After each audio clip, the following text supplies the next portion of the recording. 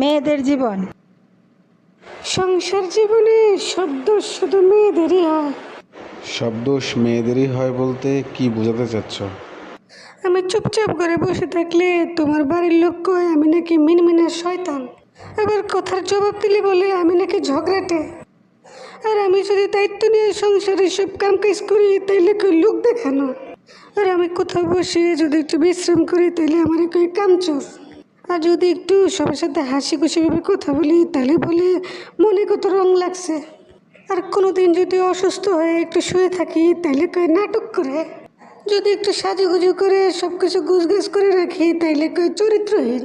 আর যদি অগোছালো থাকি ফিটফাট না থাকি তাহলে বলে খ্যাত ফকিন্নি সমাজ বোঝে না। সবচেয়ে দুঃখের বিষয় জামাই যদি অন্য বাড়ির সাথে কথা বলে সেটাও নাকি আমার দোষ। কই যাবো?